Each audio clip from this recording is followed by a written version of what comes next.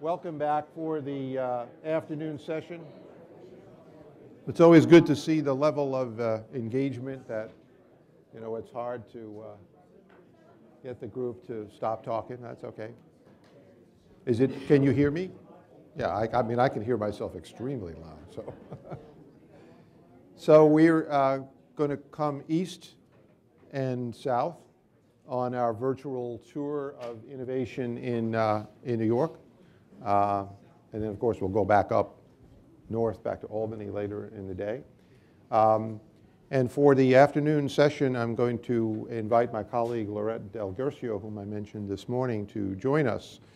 Lorette has worked here at Levin Institute for the last several years on our Innovate New York program.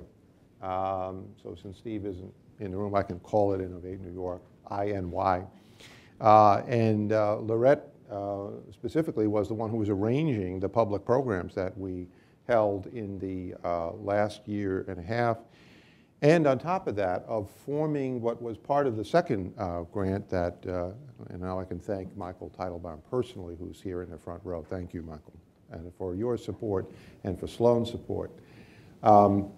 The second part of the program was also, the task was to create working groups which would help us to define where we should go with this. We don't just want to have panel presentations, but we want to do something to make a difference with innovation. And that is, Lorette did that, formed a series of president's breakfasts where we had a small group of people to talk about what could we do, now that they see what we have here, what the assets of the building are and so forth.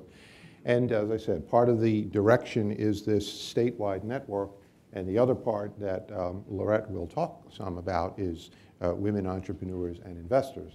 Lorette herself was a long-time professional at Citi, where she was in the business development segment, and she brought that great experience. And interestingly, we talked earlier about the Jumpstart program. Lorette actually came in through the Jumpstart program and did a consulting fellowship here at Levin Institute. And there are a number of people who have stayed at their firms, and in this case stayed at the Levin Institute and made a real difference in the development. And Lorette, it's been great to have you on the team. So take on to moderate the second panel, but starting out by saying a little bit about what we're going to do here in the city for women entrepreneurs and investors. Lorette Del Guercio. Thank you, Tom, and hello, everyone. Last September, the Kaufman Foundation issued a report that was entitled Overcoming the Gender Gap, Women Entrepreneurs as Economic Drivers. And the report is, as its title states, but it's really essential to see women entrepreneurs as an not as an economic issue and not as a gender equity issue. This is an economic issue. The report states that there is room for improvement in women's entrepreneurship, but there is vastly more improvement as you move up the scale into high growth potential businesses. And it's in this spectrum of high growth potential businesses that not only Kaufman, but so many other reports, whether it's from Babson, Illuminate Ventures, and we can go on and on, Ernst & Young, all come out with similar barriers to entry for women. And in general, those barriers are access to equity capital. Women are just not getting it. The second piece is building the right kinds of connections and business networks to help women scale their businesses. And the third is tapping the global supply chain, particularly the global supply chain of large corporations and the government. And so this Kaufman report goes on to conclude a couple of things, and the two that are most poignant for this is the need to expand programs focused on providing education and networks for high growth women entrepreneurs. And the other is for really successful women and entrepreneurs and investors to make themselves visible and available. And the answer there is role models are critical. And after our conversations this morning and what we're hearing from the upstate community, this doesn't sound too different. So 3 months prior to this report coming out, we held the first Women Entrepreneurs and Investors program here at the Levin Institute. And I guess I'll digress slightly to say the real frustration came, I was asked to have these public panel programs. And the first 2 panels were only men. And I couldn't get a woman on the panel. And I must say my breaking point came when I was speaking to a woman who said to me, no, no, no, he's the expert, let him be on the panel. And I said, wait a minute, you are too. Oh, no, no, no. And this is so common with women. And Garrick was speaking with Susan Line at Gilt Group, and Susan said, so why don't you have a women's program? That was all I needed. We partnered with Kay Koplovitz, who, for those of you who don't know Kay, she is the founder of USA Networks. She's the chairman of the board, which is now Fifth and Pacific, which used to be Liz Claiborne. She sits on the board of CA. She is a leader and a real innovator in this space. She's also the founder of Springboard. So with Kay and Amy Millman, who's the president of Springboard, we partnered with them and had the first Women Entrepreneurs and Investors program in media and tech. And we had 3 women leaders in the space, Kay Koplovitz representing the Catalyst, Susan Line representing the entrepreneurs as of Gilt, and Jean Sullivan, an investor with StarVest Partners. And we had 5 women entrepreneurs pitching their businesses. And we also had 3 investors sitting in the audience, and these 5 women had feedback immediately. Now, I would like to brag and tell you, this classroom was filled to capacity. The classroom upstairs was filled to capacity. And we had people standing outside the reception area watching on the video screen because there just weren't enough seats in the house.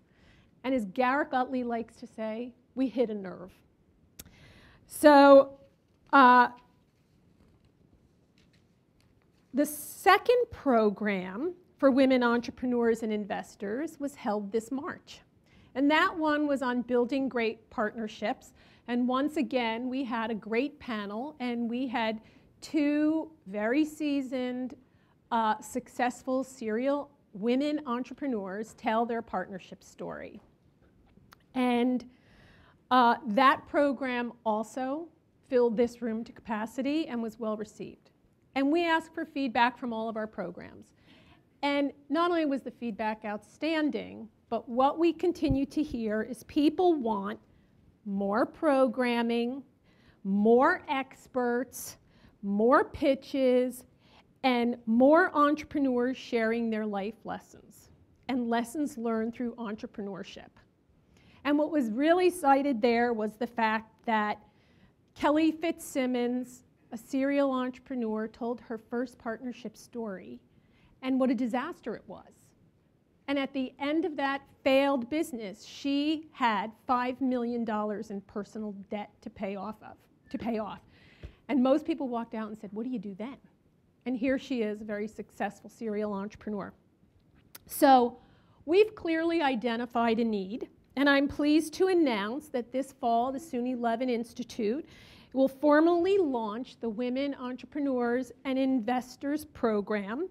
And it is to inform, it is to inspire, it is to educate and expand the women's network here in New York City. And we plan to achieve this through more public programs, more women role models, more pitches, and a master class. And the master class is currently envisioned as a Incubator type program. And when I said that to Owen Davis this morning, he said, did you really say Incubator? And it's this new terminology for pre-incubator. And I was talking at lunch to these 2 gentlemen, who I don't see here, from Deutsche Telekom, who have only been in the country 2 weeks, and they're interested in anything mobile. And since they're not here, if you're interested in connecting with them, send me an email, and I'll connect you to these 2 gentlemen. but they've only been in this country for 2 weeks. And he said, a Pincubator, like P-I-N-K for women? And I said, oh my God, what a great way to brand this thing as a Pincubator. So there you go. And this Pincubator, we're envisioning 10 sessions for women, and the kinds of programs, and it's for women who are either entrepreneurs, they are aspiring entrepreneurs, they're thinking about becoming investors, not sure about the space, and so it's really to open up that aperture to that group. And the types of programs over this 10 sessions include things like marketing strategy and communication, lean startup methodology, financing models, and we look to culminate the program with whether it's going to be a pitch event or a demo day. We're really not quite sure, but it will be along those lines. And at this point, we're planning to launch the master class early in 2013. So we recently established 2 partnerships with national women's organizations, and I'm really proud to tell you that. One of them is Golden Seeds, who you met earlier this morning, and the other is Springboard Enterprises, who we've consistently partnered with. And we will continue to partner with those 2 organizations to deliver the public programming, and we're also discussing with them what other types of programs we can collaborate on and deliver to the community together. We have one firm date on the calendar, October 24th. We will be co-hosting the Springboard Enterprises Fall Venture Forum here in the SUNY Global Center. And it will include women pitching their businesses. So for all of the investors in the room, please mark your calendar. So as you can see, we're in the very early stages of this program, and I'm certainly interested in listening to your thoughts, your ideas, what you think the needs are in this community. So we're also seeking funding. We self-fund here at Levin, so we're looking for funding, we're looking for sponsorship. And if you have any thoughts or suggestions on that, I am here all day and I'm all ears. Please come seek me out. And if by chance we don't have the opportunity to speak today, you can call or email me here at the Levin Institute. So thank you for that. Now on with the the second half of this regional briefs. So I'd like to introduce another woman, AnnMarie Scheidt, and she is the VP for Economic Development at Stony Brook University. Thank you for the AnnMarie.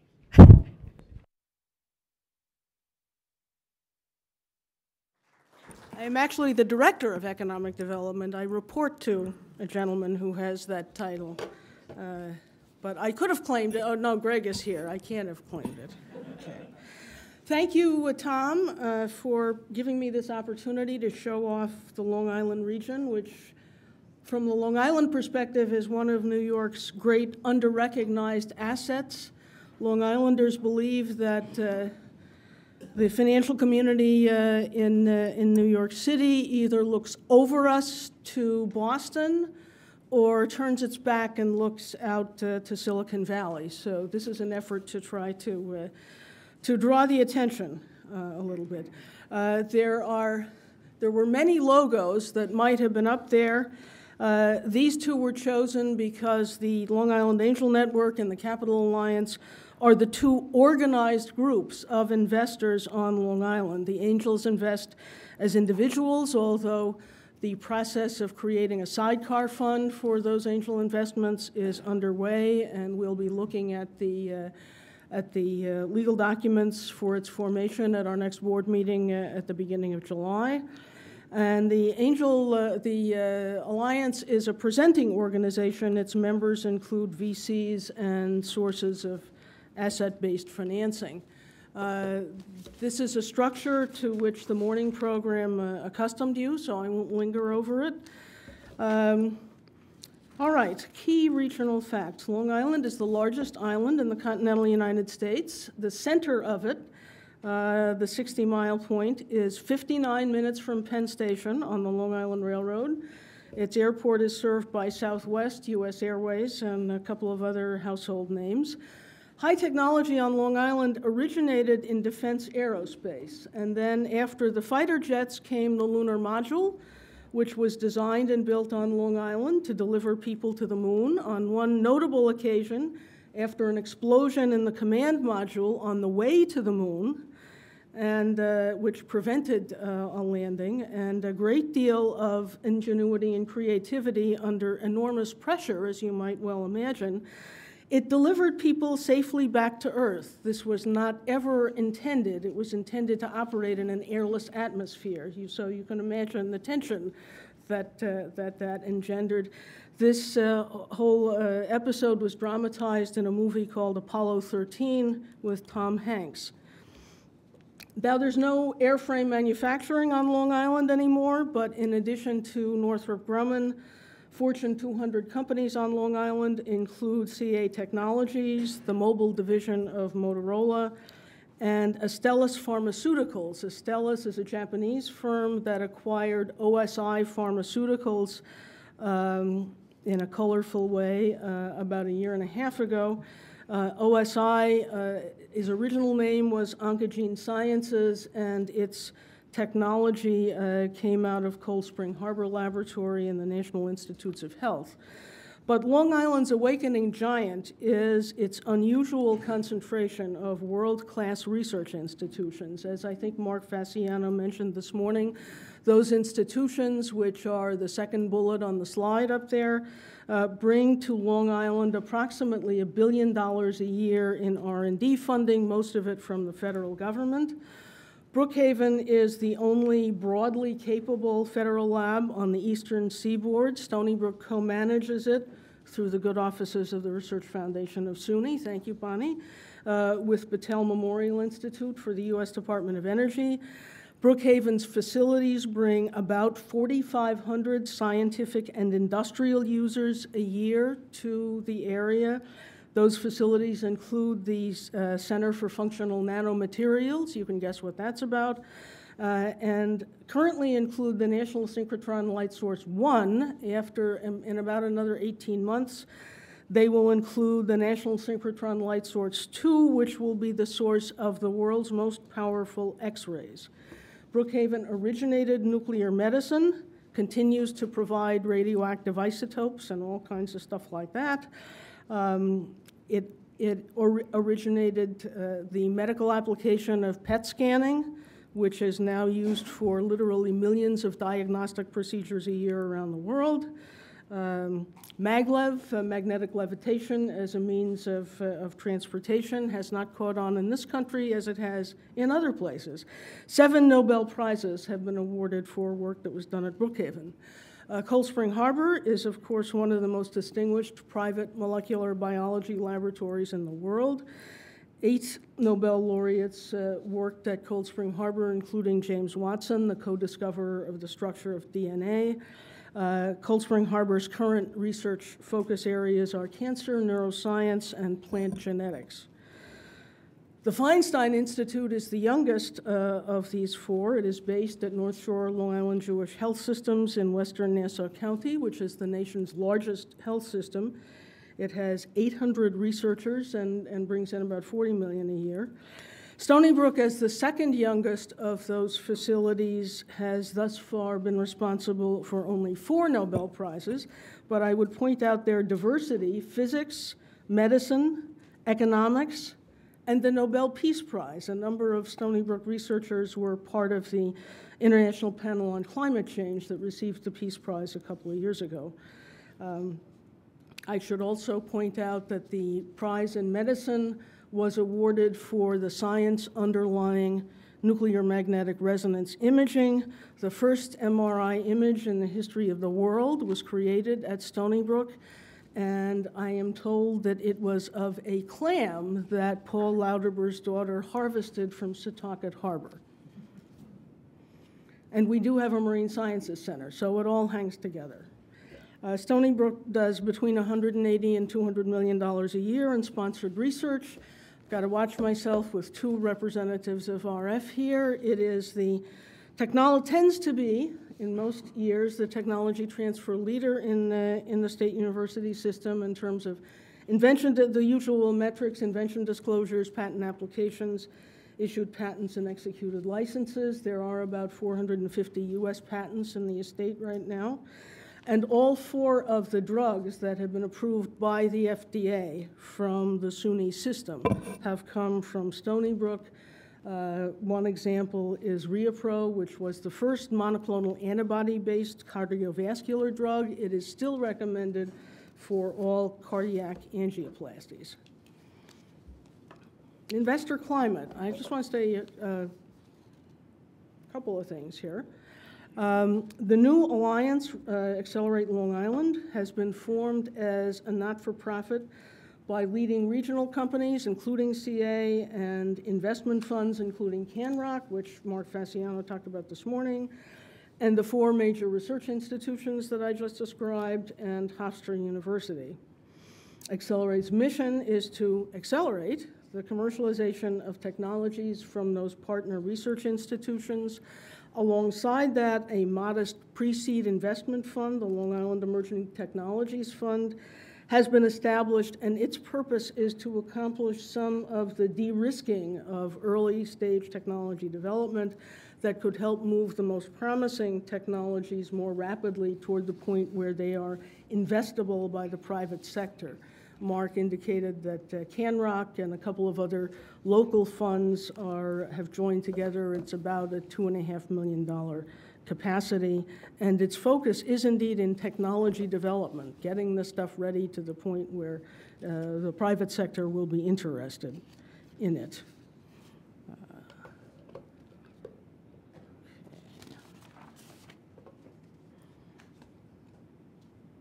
I already talked about this. Okay, yes, all right. Assets. I just talked about Accelerate. You heard about CanRock from Mark this morning. In mentioning the Long Island Angel Network, it's important to point out the importance of angel investing. Although the Center for Venture Research at the University of New Hampshire no longer does its annual study, the last time it did one, which I believe was in 2010, it found a total of about $19 billion with a B, billion dollars of angel investing across the country. This is a not inconsiderable resource for the kinds of startup companies that we've been talking about a lot all day today. Incubators. The Long Island High-Tech Incubator at Stony Brook is celebrating its 20th anniversary of opening in October. The Stony Brook Incubation Program has between 40 and 50 companies at any given time. Our most successful serial investor, Jim Hayward, started a little company that manufactured liposomes, which he originally sold to Dow. It's changed hands a couple of times. It is now owned by BASF, and BASF has maintained the Long Island location for its activity. Jim has come back to the incubator with a company called Applied DNA Sciences, whose product is forensically defensible bits of DNA that would be impossible to reverse engineer and can absolutely identify a product, even a fabric. He has a contract with I think it's the Pima Cotton Association, but he has attracted a great deal of interest. You may have seen in the press, I think it's now about a month ago, reports that DOD has become profoundly concerned that many of the semiconductor circuits in our national defense systems are counterfeits. And the system that Applied DNA has developed will make it possible to prevent a counterfeiter from successfully marketing to the Defense Department. The most recent graduate of the Long Island High-Tech Incubator, Ingenious Targeting Solutions, is an interesting company whose product is knockout mice that are engineered to knock out a sequence of genes that so that researchers can determine whether they are indeed implicated in various kinds of diseases. And those little mice go for $40,000 a pair. So I'll let you know when ITL is ready for public investment. If you're interested, give me your business card. Another one of Stony Brook's incubators at Calverton, out at the beginning of the East End, is next door to Brookhaven National Laboratory, and it has a number of Brookhaven scientists among its tenants. It is about to open something called an Agriculture Consumer Science Center. It will have a couple of test kitchens and pilot manufacturing facilities. The folks, the farmers at the East End, are lining up already to become certified to use that facility as a way of extending their sales season, if not their growing season, and adding value to the products that they pick from the fields. I've already had a conversation with a young entrepreneur here who's looking for a place to locate his nutritional snacks business. So hope to have an interesting and tasty success report shortly. The Stony Brook Entrepreneurship Competition, DARE, awards $50,000 a year to the winners. The winners are not selected by university academic types. They are selected by a judging panel of experienced entrepreneurs and investors, and you'll hear about one of the winners in another couple of slides.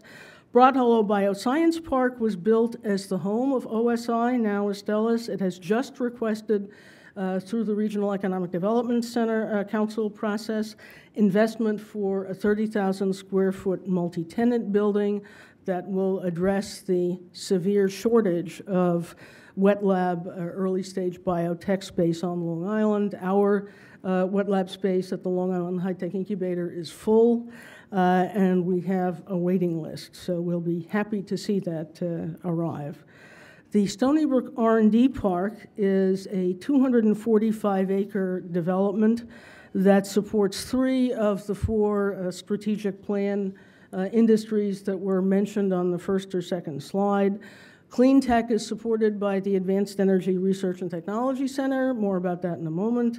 For biomedicine, we actually have requested, through the Regional Economic Development Council process, an additional building that will serve the biomedical space to accelerate the commercialization of those technologies. It will partner with and complement not only the existing biomedical R&D space at the university, but a new 250,000 square foot building that is being built with a combination of institutional and state funds and a very generous gift from Jim Simons, who I suspect needs no introduction in this audience. The New York State Center of Excellence in Wireless and Information Technology supports the IT industry. It's a 100,000 square foot building, more than 40 labs, 300 researchers are on site, including centers of excellence from CA Technologies and cloud computing, and from Motorola in mobile computing. One of its newest facilities on site will be the reality deck. If you watched Star Trek, you may recognize the term. It will be the world's largest massive visual immersive environment, 40 by 20 by 10 feet, I think, 1.5 gigapixels of information. It will, if you want to get inside the New York State grid, electric grid, this is the place where you'll be able to do it, and you'll be able to find your house on it.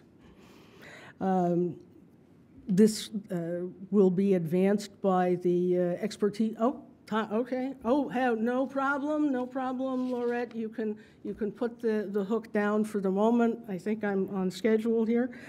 Okay, so just a couple more things about what's going on at CWIT. General Sentiment is one of the companies that was started by its technologies. I'll get to that in a moment. Among the other activities there, development of computer-aided remote diagnosis of acute chest pain. There are about 6 million chest pain ER visits a year. They usually result in, just to be sure, stay overnight, do the tab, which is, of course, one of the reasons our healthcare is so expensive. This would make it possible to transfer the high-volume imaging data of a CT scan or whatever via the internet from a remote location to an expert radiologist who can say with confidence, no, you don't need to keep this person overnight. He or she is not having a heart attack. Two other things of interest are green computing, what's going to come after CMOS chips, the power demand of the servers and the data centers across the United States is 12 gigawatts a year. That's the output of 25 electric power plants. We have to build greener servers and greener data centers. One of the research projects has already shown promise of developing computer chips that will require 2 orders of magnitude less energy. And while you're being green, let's also be fast. We have already tested in CWIT a 20 gigahertz 8-bit processor and are working on a 30 gigahertz 16-bit processor. And I hope one of the geeks in the audience will explain to me what that means after this is over. This is the 30-second commercial. It's intended to wow you with Stony Brook's diversity of technology and business development resources and to impress you with Stony Brook's commitment to new enterprise creation and technology-based economic development. Please consider yourself invited to come out and visit. Now and through November is a great time. And you might be interested in knowing that the Calverton Incubator is the gateway to the North Fork wine country. Okay, I'm getting nervous about Blorette, so I'll try to race through the last couple of slides here. The key word with regard to featured startups is technological diversity and filling needs, whether we knew we had the need, like the iPad, or we didn't know we had the need, like the iPod. Shout-O-Matic is probably an example of the latter. It closed a low 6-figure investment in February of this year. It has already been approached for an acquisition by a large entertainment company. Intrigmo was one of the early winners of our DARE competition. I understand that the algorithm that it uses to develop its, the scheduling services it provides is in some way based on quantum mechanics. I hope you won't ask me what that means. This company has grown on an SBIR award and its own revenues. General sentiment, Mark Fasciano mentioned that this morning. It uses a proprietary technology invented at Stony Brook that scours and analyzes more than 30 million sources of online content, not just the web pages, but blogs, RSS feeds, and so on and so forth. SolarCool is developing a novel solar battery-assisted technology for portable coolers for recreational, marine, medical, and military applications. It's in the Energy Center and part of the NYSERDA Clean Energy Business Incubation Program. Cellmatics shows that we are not prejudiced about New York City. This is a woman-owned and woman-managed life sciences startup whose lead product is a revolutionary in vitro genetic diagnostic that will be the world's first non-invasive method for assessing egg quality and female infertility and therefore eliminating the need for those cycles of unsuccessful IVFs and going back again and again. That's a Long Island Angel Network and Topspin Partners investment. And if Clayton is still here, I'll mention Inroad, okay, Clayton, yes. The Technology Investment Fund joined with Angel Network investors from Long Island, the city, and Connecticut. It's an online software as a service, integrated scheduling, reservations, and property management system for middle market hotels and independent systems. Okay, I got to the last slide. If you're interested in any of these events, please give me a business card. We're expanding DARE across campuses on Long Island. And even though the Energy Conference in the fall will not be your last chance to attend an event in the Javits Center, I think you may want to come anyway. Probably about 3,000 people, well over 300 speakers, collaborative conferences with DOE, New York Best, NYSERDA, America's Natural Gas Alliance, Center for Urban Science and Progress from NYU Poly. Be there or be square. And, final note, if you like to travel, CWIT's annual conference will be November 5th and 6th in collaboration with its international partner, its sister center and the conference will be at Sangdo in Incheon, Korea, which is, as you probably know, the world's most internet-intensive country. And if Laurette will give me 30 more seconds, wanted to get to connectors. On page 30 of the booklet that was handed out are two world-class connectors, Jim Hayward in the biotech space, and Yaakov Shamash, who is Dean of Engineering and Vice President for Economic Development in Stony Brook, who knows everybody who's worth knowing in the technology sector on Long Island, and my good colleague Larry Weber, who is with the SensorCat and CWIT, and thank you.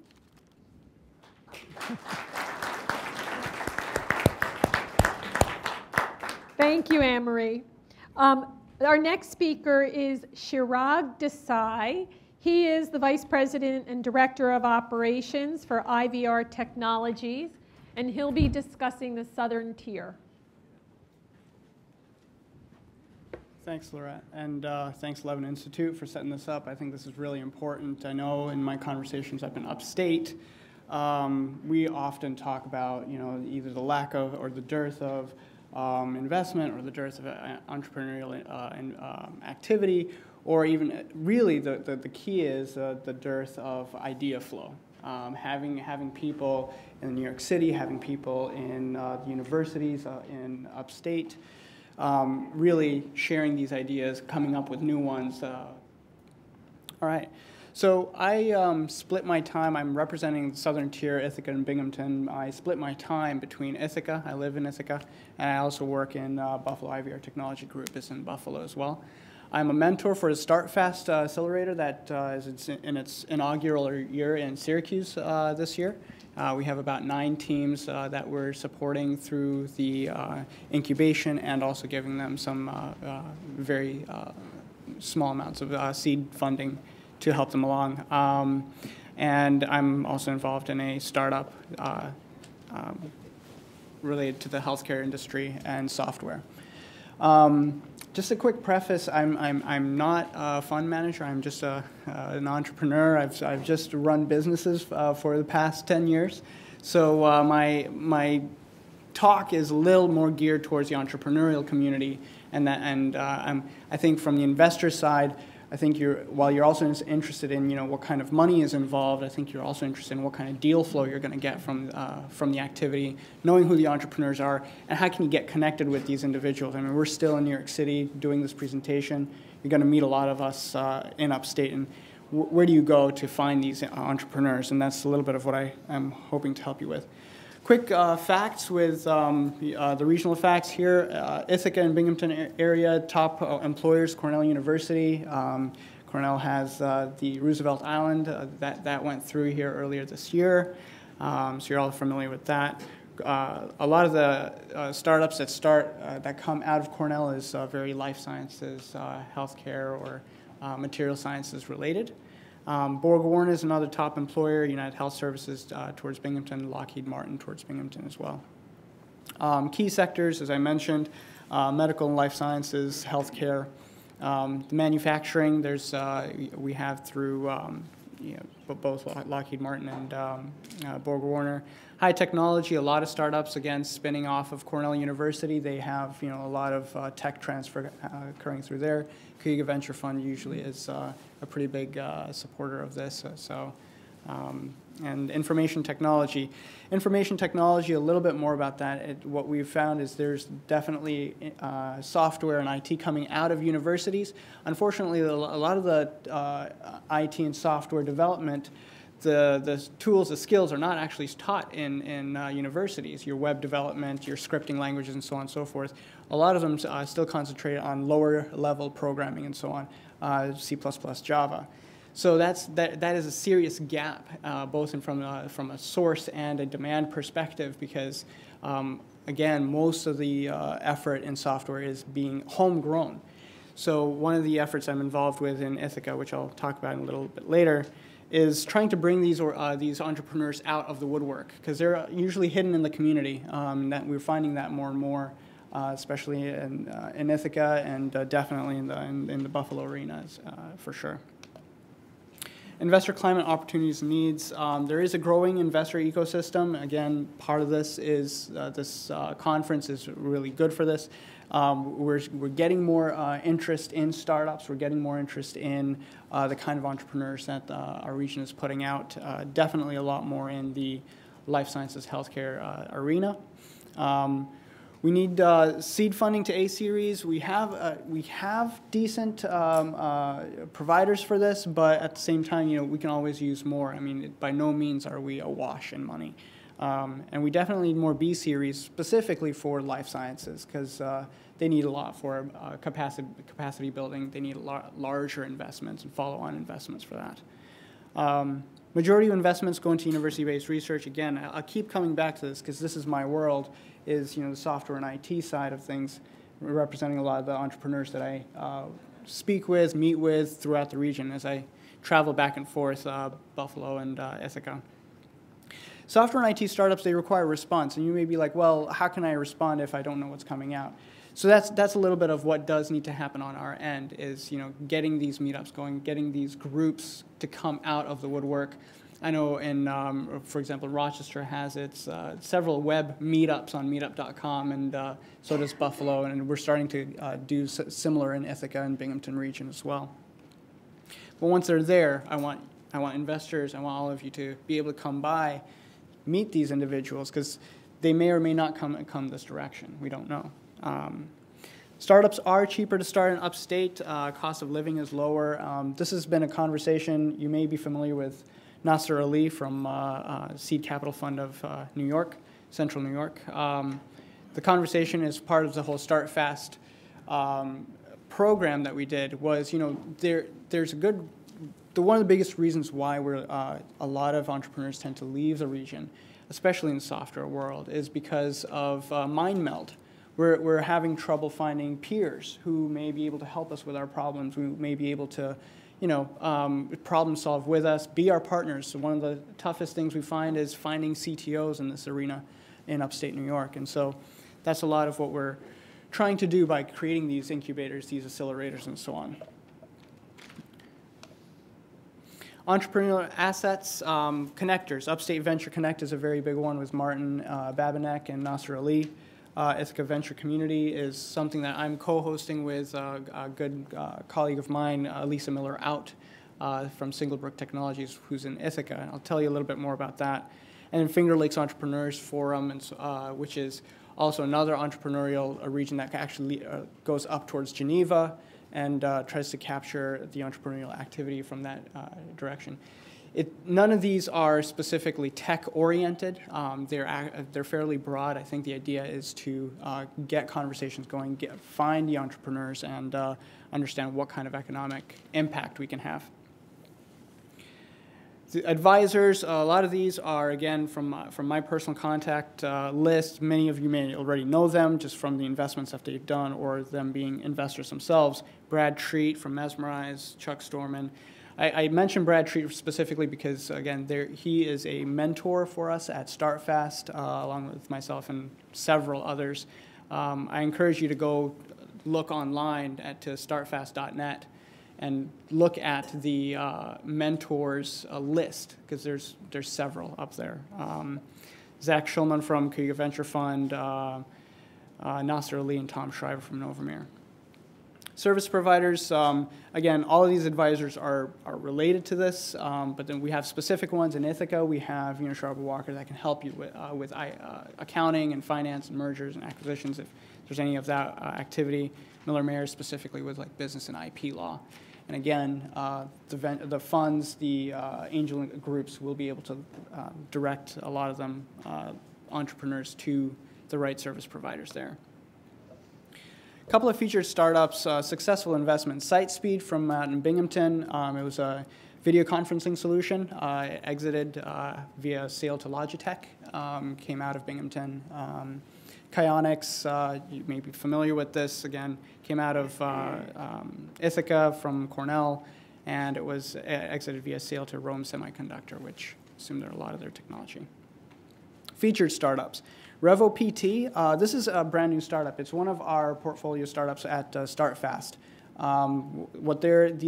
These two guys, well, three now, they applied to the StartFast program. They're out of Ithaca College, and what they're doing is they're trying to find a better way to do physical therapy, how to train your patients to actually take the exercises. What they're trying to do away with is the pieces of paper that you might get from a physical therapist saying, here, try this out, and you can't see the diagrams very well. So what they're trying to do is personalized training videos for physical therapists, put it online. Now you can also measure adherence to the exercises or not. Synostics, muscle monitoring for rehabilitation, came out of Endicott, New York. And Cherry Bundy, which Kiga Venture Fund is also familiar with, consumer beverage born out of improved cherry juicing processes. So that's more of the hard tech side of this equation. Came out of Ithaca, again, from Cornell. Regional events, and this is something I want to delve into a little bit more, which is, so StartFast, Mitch Patterson from CEO Center State mentioned, we have a demo day coming up August 16. We have 9 teams. Majority of them are, well, actually all of them are software oriented. They're in different, there's either in ad tech, in healthcare, or consumer space in software development. So by all means, if you're curious about this, let me know. I'd love to bring you over to Syracuse and meet all these teams. Cornell University hosts a startup weekend. I know Ithaca itself is trying to host a startup weekend as well. Cornell had their first successful one earlier in November 2011. And so they're planning to make it an annual event. So that's, again, something where investors can come in, take a look at what's happening there. And then Ithaca Venture Community Events. This is what I am leading with Elisa Miller-Out, which is really an effort to kind of bring the entrepreneurs together out of the woodworks, especially in software, but really we're leaving it open. So we actually have a lot of entrepreneurs in the hard tech space, in the sciences and so on, coming down, just sharing ideas, talking, which is more informal, which is the happy hours. But what we're doing is we're setting up Pitch Fest demo days and hackathons and then speaker series where we can actually have a structured setup, present entrepreneurs in front of investors, do a matchup, and then basically again create that kind of activity in the Ithaca region, Southern Tier region as well. One of the key things with Ithaca Venture Community is the entrepreneurial community, again, not surrounding universities, is happening in homes, basements, whatever you might have in the community, and it's often behind the scenes unless they've gotten funded, in which case they become very visible. But all of this is very siloed throughout upstate New York. It's all very siloed, and one of the things we're working on is actually creating 1 or 2 large meetups where we bring all these startup groups. And if you go to meetup.com, you'll see several. Bring all of them into one place, and maybe even bring some folks from New York City as well, and actually start getting that idea flow going back and forth, and seeing if that can at least now raise awareness that there's all this activity happening in upstate New York. So that's all I've got. Great. Thank you, Chirag. Next is Mike Tucker. He is the president and CEO of Center for Economic Growth, and he'll be discussing Albany.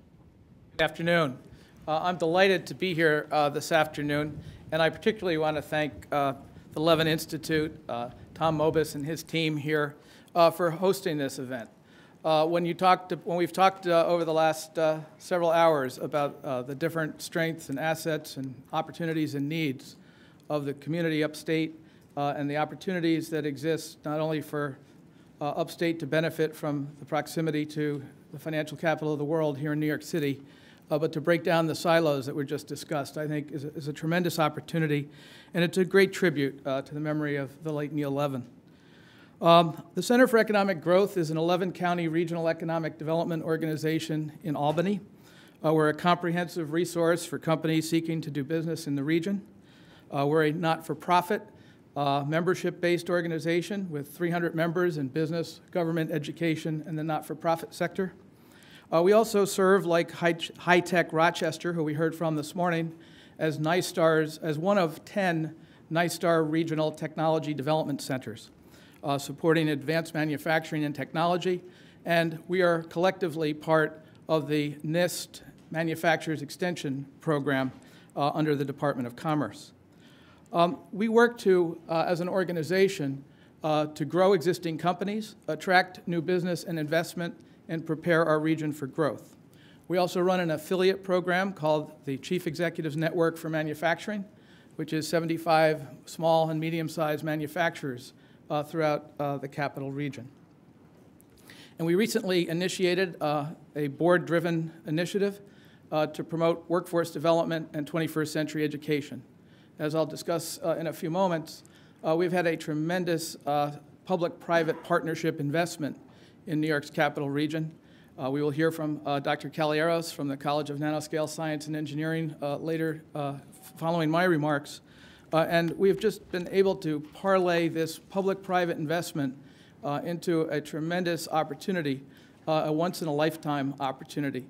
And our board decided that we needed to ensure that we had the workforce and the education pipeline that would support that initiative so that we could truly leverage the opportunity to attract the next wave of companies that want to be in our region because of those who are here now. We've had significant technology-based resources in our region. And, it's when we look at our regional facts, we were a manufacturing economy, as much of upstate was in the 40s and 50s. We then evolved to a healthcare, government, and education economy. And as I mentioned, we have had extraordinary progress over the last 15 years. We have our largest employers include GE, Albany Medical Center, and Global Foundries, which you may all know of as initially was AMD and the United Arab Emirates entity, Advanced Technology Investment Corporation. Global Foundries is a chip fab manufacturer. They are investing $4.5 billion in Saratoga County, and they have created already 1,500 jobs. Many of those jobs are two-year degree or equivalents, and the opportunity for advanced research and development is a second component of their plan is to build a research technology development center to take work that's being done at Rensselaer, Polytechnic Institute, and the College of Nanoscale Science and Engineering, and prototype that development and bring it to the fab floor for production and manufacturing. President Obama has visited our region 3 times in the last 30 months. The Vice President has been in the region to talk about education, as well as the Secretary of Commerce and the Secretary of Energy. We've had numerous major national and global media attention, including the Crain's New York business calling Albany the new Austin. We've made major strides in our high-tech industry development. We had done a study with the Lally School at Rensselaer Polytechnic Institute several years ago that identified our cluster strengths as advanced material, bio and life science, clean tech, information technology, and of course the semiconductor industry.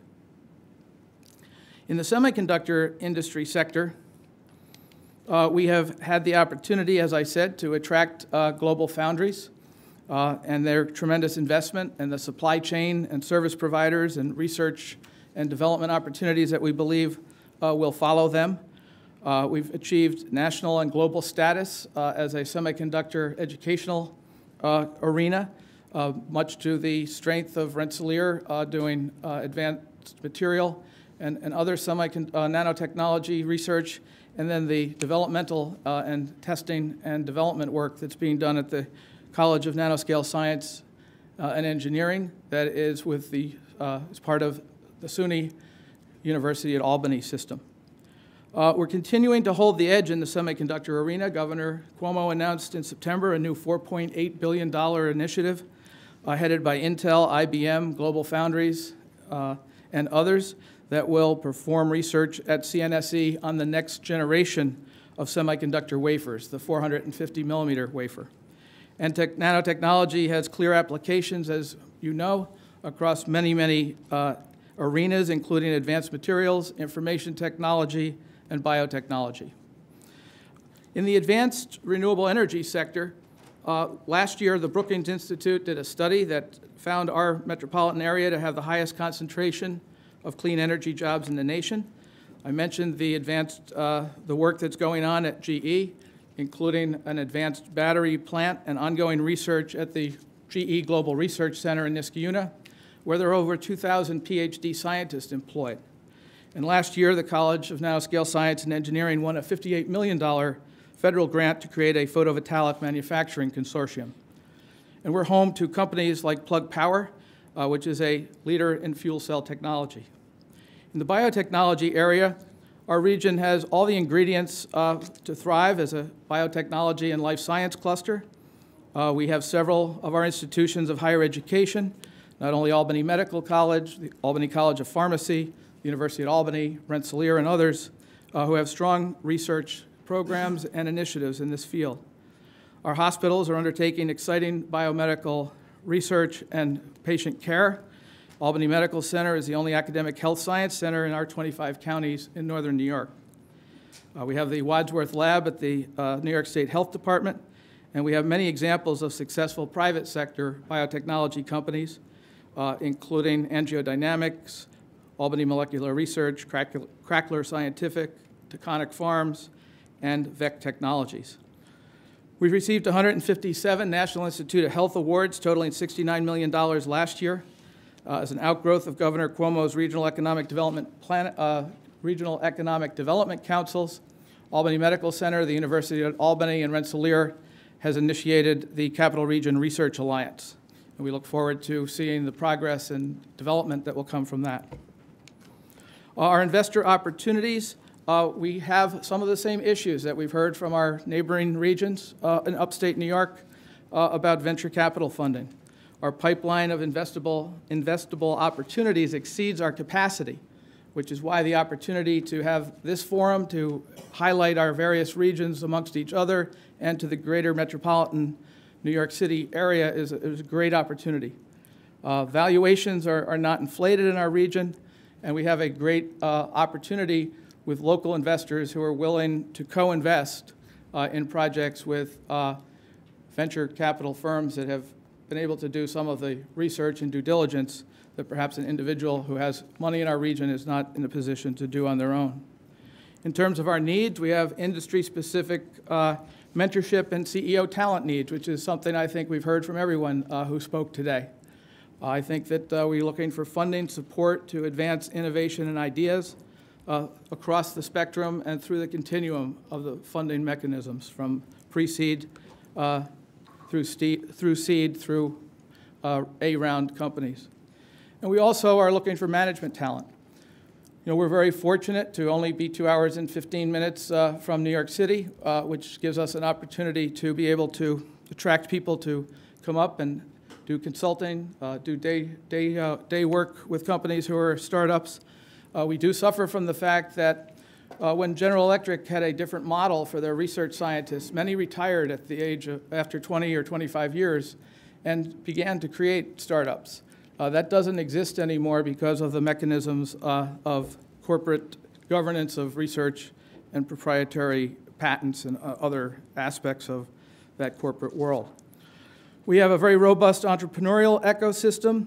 You've heard about our most prominent angel investor fund, the Eastern New York Angels Network. Was recently formed. It was an outgrowth of one of our programs called Tech Valley Angels Network. We have 13 incubators. It says 23, but that's our colleges and universities. And we work very closely with the Business Incubator Association of New York State, and David Hockman is here today. I know many of you know him. There are incubators at the Waterville Innovation Center, at Rensselaer's Emerging Ventures Ecosystem, at the Nano College's iClean Incubator. We also have the new incubator group, or accelerator group, Grand Slam Alley. They ran a startup weekend this fall with 150 individuals who showed up. It's an accelerator in the gaming industry. And we recently launched, and we have several gaming companies, Vicarious Vision, First Playable in the Albany, Troy area, and this entity has been created to advance activities in that arena. As I mentioned, our 25 colleges and universities, we also have a Tech Connects for the IT sector, networking group, BioConnects in life science, CEO Connect for general mentorship. And we also publish the technology roadmap, both in print and online. It's an online resource highlighting technical assets in Tech Valley and promoting business-to-business linkages. As NYSTAR's Technical Development Center for the region, CEG provides a technology matching service, innovation engineering management systems, and we utilize the National Innovation Marketplace portal as part of the digital world of engaging and connecting the entrepreneurial world with the finance world and the technical world. We work closely with our chambers of commerce, as well as the Upstate Venture Connect and Upstate Venture Association, which we heard from this morning. We co-sponsor a Smart Start Venture Forum conference that was very successful this year in Buffalo. And we work closely with the Small Business Development Center at the University of Albany. In your packet is on page 34, are the lists of contacts in the capital region that we encourage you to reach out to. Some featured startups, Energy Rotors. This company is widely considered to be a pioneer in converting low-temperature waste heat into energy. It received $150,000 investment from the Eastern New York Angels Network, and it's been on the receiving end of many NYSERDA and Department of Defense grants. A very interesting company that recently won the New York State Business Plan competition, which was hosted at the College of Nanoscale Science and Engineering, was Adept Advancement Technologies. It was a Rensselaer team led by a PhD candidate. They placed third in the clean energy category. In February, they swept the Rensselaer Business Plan competition, and they have done very well in other competitions throughout the state over the years.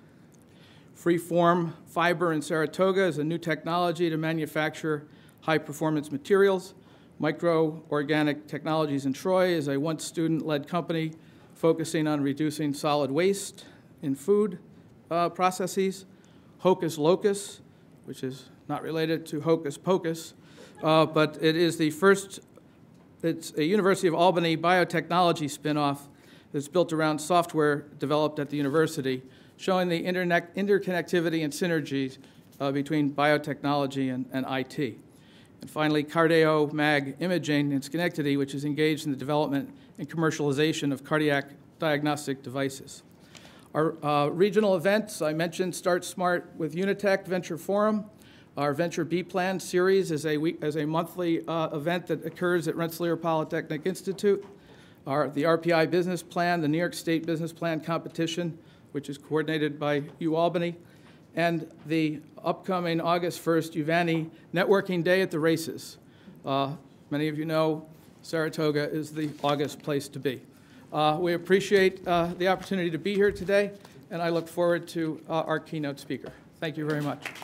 Thank you, Mike. For the Q&A session, we'll just call the speakers back to the front of the room. And so Mike, stay there.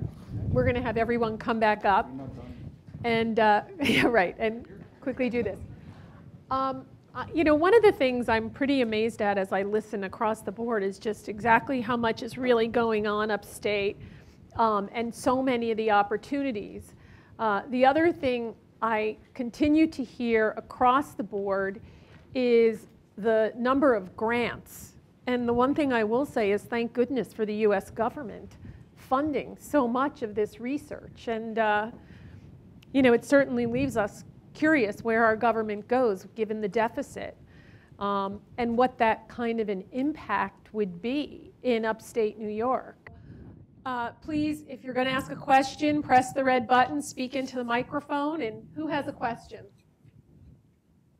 Sure. I have a comment on what you said about the relationship between the deficit and the number of and the amount of grants. New York is the second largest recipient of federal grants behind California. That's a really good thing. But the grants don't really have anything to do with the deficit because that's the investment in the future. Without an investment in the future, our deficit will continue to grow. That was just said on the news from President Obama. So, thank you. That's why we have grants. Right. Well, let's hope we can continue with them. Any other questions here in the audience? I do want to say that that was a nonpartisan comment. The Republican-led Congress reauthorized the SBIR grants, the Small Business Innovative Research Grants, through 2018. That was unheard of because they've only been reauthorizing it every 6 months, for 6 months at a time. So, thank you. That's good to have statistics. I like the facts. Any other questions in the audience for the panelists? Yes.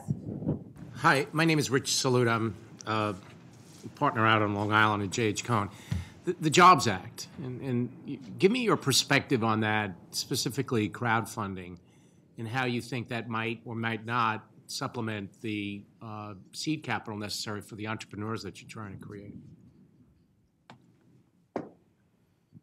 We're still trying to figure. Does this work? Okay. Yeah, I hear you.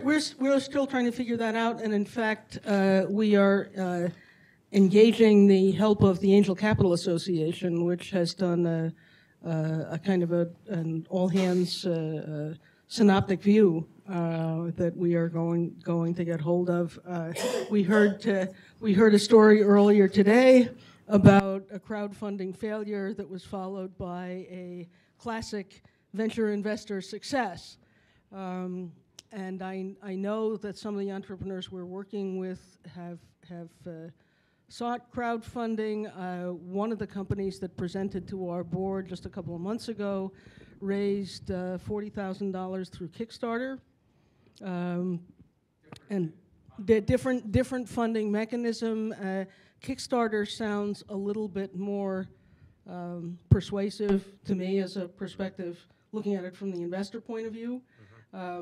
But as I said, I won't try to share any more of my ignorance, and I'll pass the microphone to my colleagues. Sure. I think from the entrepreneurial standpoint as well, we're all still also trying to figure out what crowdfunding is going to do, how it's going to affect a lot of this. The odd thing that did occur is that how quickly the SEC stepped in to create the bill and things like that. I think that there's certain restrictions in there that startups aren't really expecting to be able to address. I mean, I come from an accounting background, so like, you know, the auditing standpoint and things like that, they're just a little too, the red tape is a little too steep at this stage for crowdfunding. So I think if people are able to do it, I think they are doing it through like Kickstarter, but I think in terms of other platforms that are available to do this, it's still up in the air, is what I understand. I also know that some of our small and medium-sized manufacturers in the capital region are concerned. They happen to be a little bit anti-regulatory government to begin with.